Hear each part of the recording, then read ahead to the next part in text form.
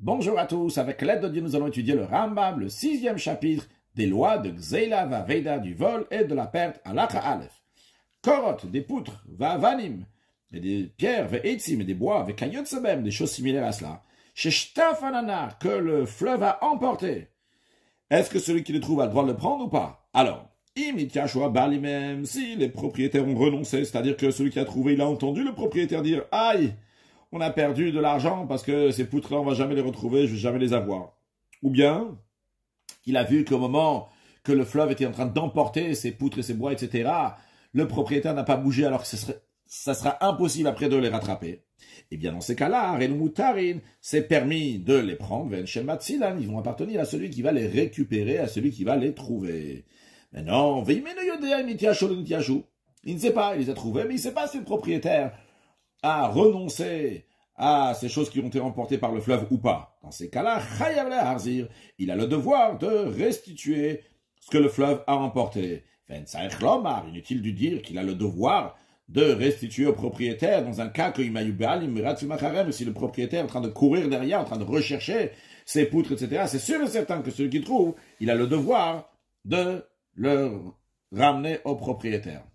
Halachabet, le fichar, c'est la raison pour laquelle, c'est-à-dire suite à ce qu'on vient de dire, que quelqu'un n'a pas le droit de prendre quelque chose qu'il a trouvé tant qu'il n'est pas sûr que les propriétaires ont renoncé. C'est la raison pour laquelle que Hamatsil Miyadanar, celui qui a sauvé, il a récupéré un objet d'un fleuve, ou bien Mizut Shalia, ou bien du reflux de la mer, ou bien Mishlut Shalnar, du cru de la fleuve, du fleuve, ou Mina Gaïs, ou bien des soldats, ou Mina Dleka, ou bien d'un incendie, ou Mina Hari, ou bien il a sauvé quelque chose d'un lion, Mina Dov, de l'ours, ou Mina Namer, du léopard, ou Mina Bardelas, ou bien de l'hyène. Uniquement si c'est sûr et certain que le propriétaire avait renoncé à retrouver ces choses-là, et l'ouchelo, ça lui appartient. S'il n'est pas sûr que les propriétaires ont renoncé, eh bien, Yarzir, il a le devoir de ramener ça au propriétaire. Halacha Gimel. Hamatzil miyad listis Israël. Quelqu'un qui sauve un objet d'un bandit juif. Alors, on va expliquer dans la suite la différence si c'est un bandit juif ou un bandit goy. Pour l'instant, voyons la halacha. Are l'ouchelo. Ça lui appartient. Il n'a pas besoin de le rendre au propriétaire. Pourquoi? Parce qu'en général, on considère que sûrement les propriétaires ont renoncé de revoir cet objet-là qui a été volé par un bandit juif. Mais ici clairement que dans ce cas spécifique, le propriétaire n'a pas renoncé. Il est en train de rechercher un moyen comment reprendre cet objet-là du voleur, du bandit. Il a le devoir, celui qui a trouvé, celui qui l'a pris, de le ramener au propriétaire initial. Mais celui qui a sauvé, qui a pris un objet qui a été volé par un bandit non juif, ou bien par un douanier non juif qui prend plus que ce que le roi a permis, il a le devoir de rendre au propriétaire. Pourquoi? Chez Stamadavar, car sûrement, en général, chez l'Onitia Shoabal, les propriétaires n'ont pas renoncé. Mais non, uniquement s'il est sûr et certain, il a entendu, il sait clairement que les propriétaires ont renoncé.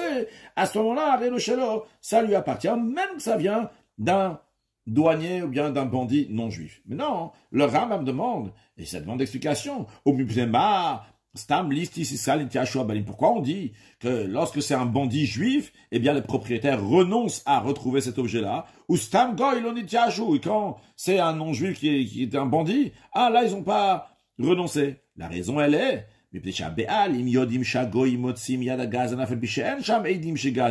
parce que les propriétaires qui se sont fait voler l'objet, ils savent que s'ils vont aller chez le tribunal des non-juifs, eux les non-juifs, facilement, ils vont reprendre l'objet du bandit, même s'il n'y a pas de témoins, à la birayot, ils vont se contenter des preuves qui sont faibles, ou une appréciation générale. Par contre, quand ils vont aller chez le tribunal juif, eh bien, le juif qu'on amène au tribunal juif va dire, non, ils sont les témoins, s'il n'y a pas de témoins, on va pas te rendre. Par contre, dans un tribunal non juif, même avec des petites preuves, c'est suffisant pour faire la loi.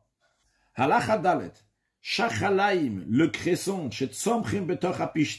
qui pousse en plein milieu d'un champ de lin, un champ privé. Celui qui va les récolter, il va les prendre alors qu'ils sont encore frais. Il n'y a pas de vol. Pourquoi? Parce qu'ils abîment le lin du propriétaire du champ. Donc le propriétaire est intéressé que quelqu'un va enlever ces chachalaim, ces cressons qui sont frais. Et miyavchou, par contre, s'ils ont déjà séché, ils sont là-bas, même en plein milieu du lin, eh bien, à sauver Mishum Gazel, ils sont interdits. Celui qui va prendre, il va transgresser du vol. Pourquoi? Ils sont déjà abîmés, ça y est, c'est fini. C'est quand ils sont humides, quand ils sont frais, qu'ils ont abîmé. Ils ont déjà abîmé, maintenant qu'ils sont secs. Ça va rien faire.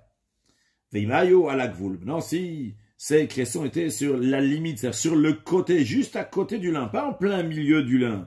Eh bien, dans ces cas-là, à Sourine, on n'a pas le droit de les prendre. À Philok Shamlach, même s'ils sont frais, parce que dans un tel cas, ils n'abîment pas le lin. Halachae, Kvar Be'anu Benis Kemam, on a déjà expliqué dans les lois d'endommagement par les biens de quelqu'un, Shamot Sitiv Novekash Olirshut Arabim, que celui qui fait sortir sa paille et son foin dans le domaine public pour que les gens vont marcher dessus, ça va devenir du fumier, des engrais, eh ben, Mishum Gazel, c'est pas considéré du vol si quelqu'un va les prendre, parce que les sages ont puni cette personne-là qui a fait quelque chose qui était interdit, qu'on a le droit de prendre sa paille et son foin. Avalamot si est agal Arabim, mais celui qui fait sortir les excréments de ces animaux dans le domaine public pour que les gens vont marcher dessus, et par cela, ça va devenir du fumier. Ben Bishatot Valim, que ce soit qu'il a fait au moment où on a le droit de faire sortir les excréments, parce que on veut que ça va devenir du fumier et c'est permis, ben chez l'obishatot valim, ou bien qu'il a fait même dans un moment que c'était interdit, eh bien, sur ça, chayav imalem mishum gazel, celui qui va prendre ses excréments, il transgresse le fait de voler.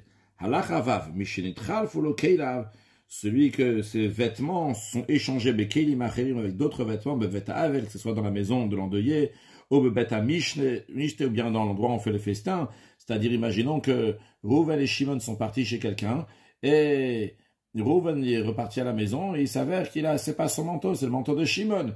Eh bien, Reuven n'a pas le droit d'utiliser ce manteau, jusqu'à que l'autre, que Shimon va venir. Veyarzir, il va rendre à Reuven le vêtement qui appartient à Reuven, Veyitol, et Shimon va prendre de Reuven son vêtement donc de Shimon, et Shelo. Maintenant, si cet échange s'est passé chez l'artisan, c'est-à-dire que Reuven il est parti chez l'artisan pour qu'il va arranger par exemple son manteau, donc un vêtement, et l'artisan il a pris le vêtement de Reuven, et quand Reuven y revient, il lui donne un autre vêtement. Alors, si c'est la femme de l'artisan, les enfants de l'artisan qui ont donné à Reuven un autre vêtement, le vêtement de Shimon, ou bien même si c'est l'artisan lui-même qui lui a donné,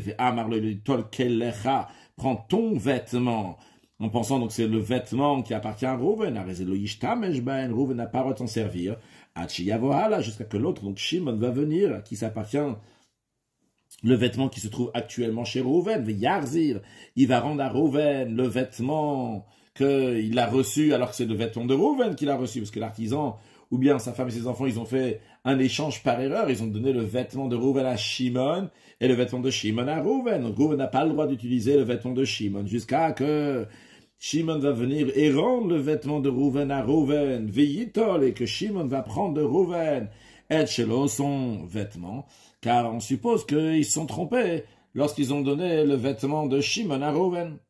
Par contre, Amarlo Aouman Tol Klizé, si l'artisan lui a pas dit prends ton vêtement, il lui a dit prends ce vêtement. Dans ces cas-là, Arezeishta Meshbo, Reuven a le droit de se servir de ce vêtement-là. Achia voilà, à moins que Shimon va venir et il va dire hey, ça c'est mon vêtement et ton vêtement à toi Reuven il se trouve chez moi. Veyarzir et Shimon va donner à Reuven le vêtement de Reuven. Veyitolet shelo, après il va prendre de Reuven le vêtement que l'artisan lui avait donné alors qu'il n'appartenait pas à Reuven mais il appartenait à Shimon.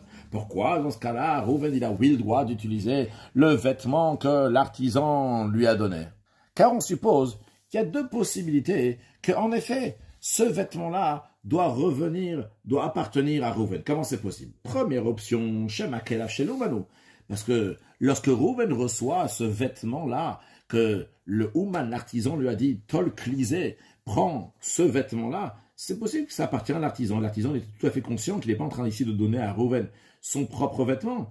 Imaginons que l'artisan, lui, il voulait vendre son vêtement à lui. Et par erreur, il a vendu le vêtement de Reuven. Donc, lorsque Reuven il est venu, alors il a donné un vêtement qui appartenait à l'artisan. Donc, Reuven ne savait pas que ça appartenait à Shimon. Il s'est dit, sûrement, c'est celui de l'artisan lui-même. Deuxième option.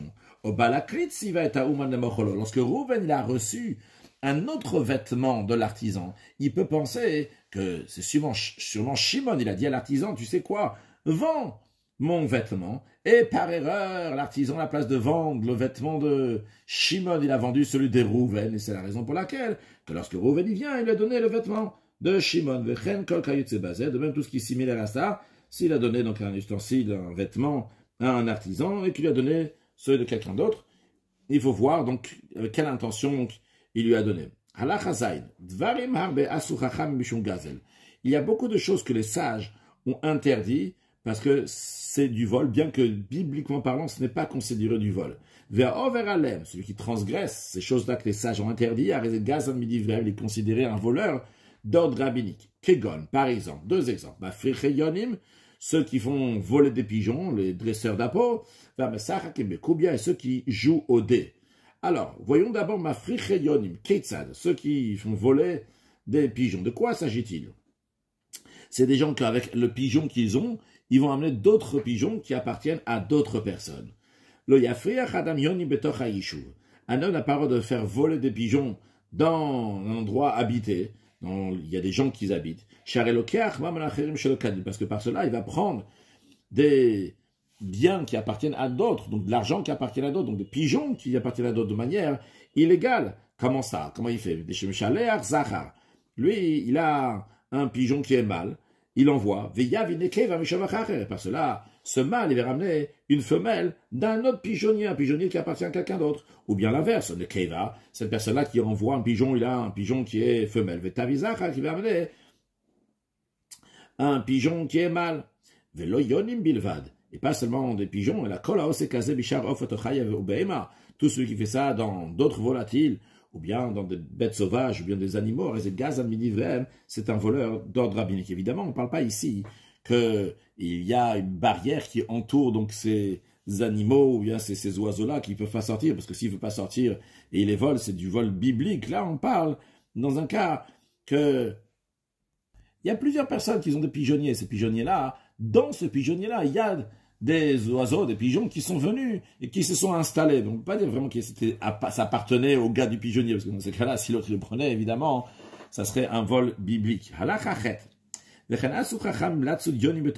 même, les sages ont interdit de capturer des pigeons dans un endroit habité. Pourquoi? Parce que c'est possible que ça appartienne à d'autres personnes.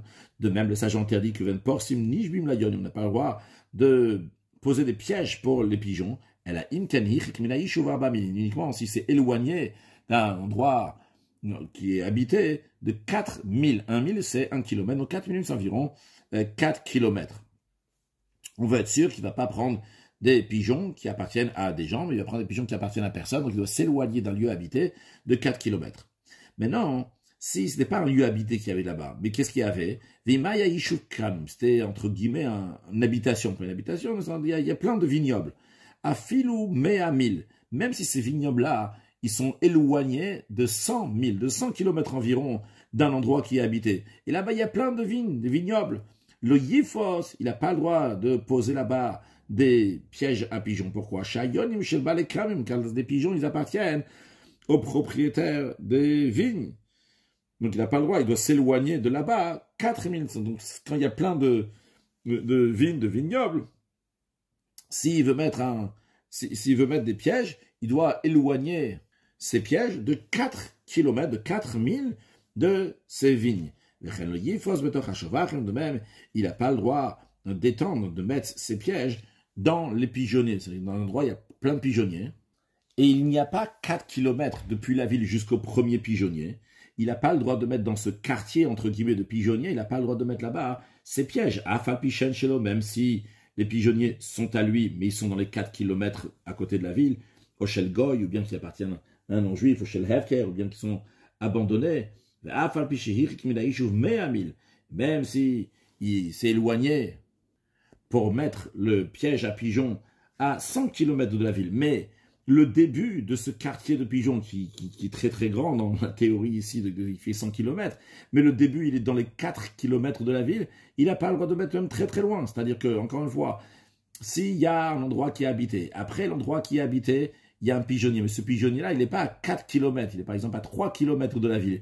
Et là-bas, ce pigeonnier, il commence, et il continue sur 100 km. Même au bout de ces 100 km-là, il n'a pas le droit de mettre son piège à pigeons. Parce que les pigeons qui se trouvent dans le lieu habité par des gens viennent dans le lieu habité par ces pigeonniers. Donc il faut absolument que le début du pigeonnier soit éloigné de 4 km de la ville, et à ce moment-là, il pourra mettre ses pièges à pigeons dans ses pigeonniers.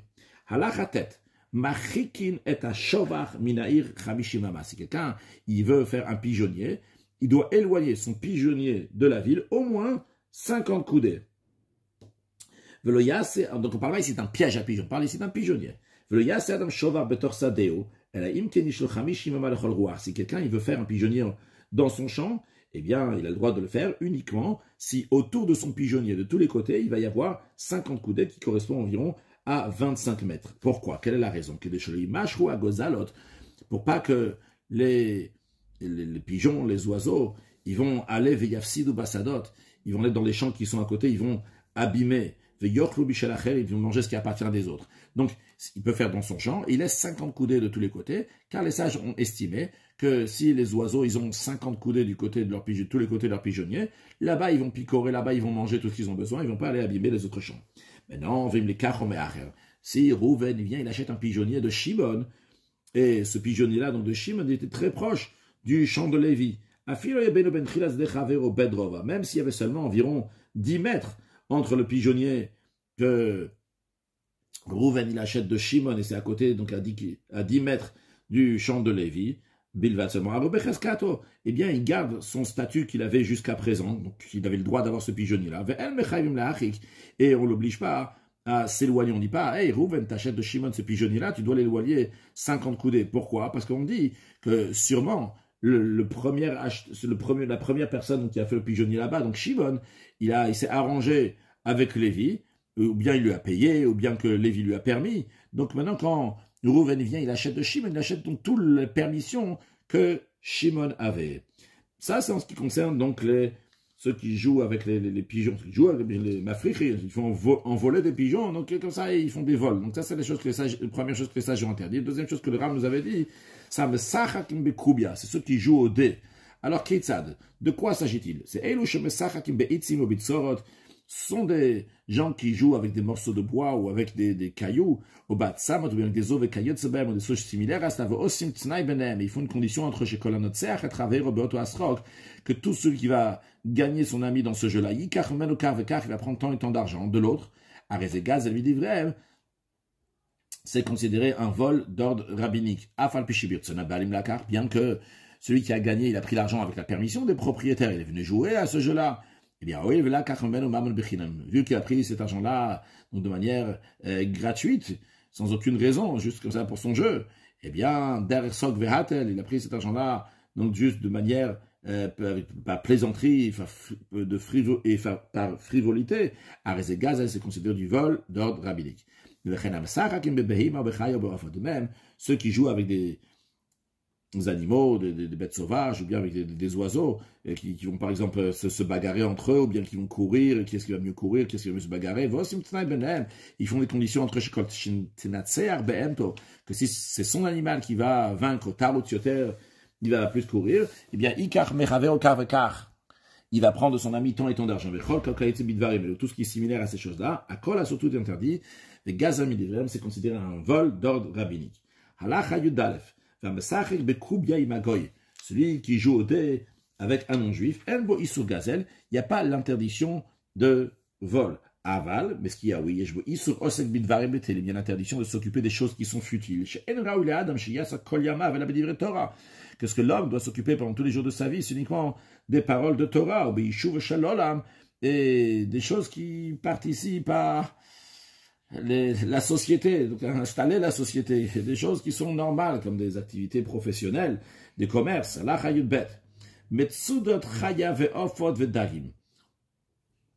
Si Rouven, il a mis des pièges pour capturer des animaux sauvages, des oiseaux ou des poissons, c'est des pièges dans lesquels il n'y a pas de fond, c'est-à-dire c'est pas comme une bassine ou comme une caisse, c'est juste par exemple des filets. Ou mais quelqu'un d'autre, il est venu, il a pris ce qu'il y avait dans ce piège, dans ces filets. c'est considéré du vol d'ordre rabbinique. Pourquoi? C'est seulement d'ordre rabbinique. Pourquoi? C'est pas d'ordre biblique. La raison est parce que ces animaux sont pas encore arrivés à celui à qui ça appartient. On n'a pas encore fait possession. Mais évidemment, on parle dans un cas où il n'y avait pas de cliquiboule, il n'y avait pas de contenu dans le fond de ce piège-là. Car s'il y avait un contenu dans ce fond-là, à ce moment-là, c'est interdit d'ordre biblique, vu que l'endroit qui appartient à la personne va faire l'acquisition pour lui, ça devient dans sa possession. Halacha Yud Gimel. Nar HaMosher. Les rivières qui coulent et les sources jaillissantes, Arem Shel Kol Adam, ils appartiennent à tout le monde, même s'ils se trouvent dans un champ qui appartient à quelqu'un, et le propriétaire du champ ne peut pas empêcher des gens de prendre de l'eau qu'il y a là-bas, vu que ces eaux-là ne restent pas dans un endroit, mais ils avancent, donc ils n'appartiennent pas à juste le propriétaire de l'endroit.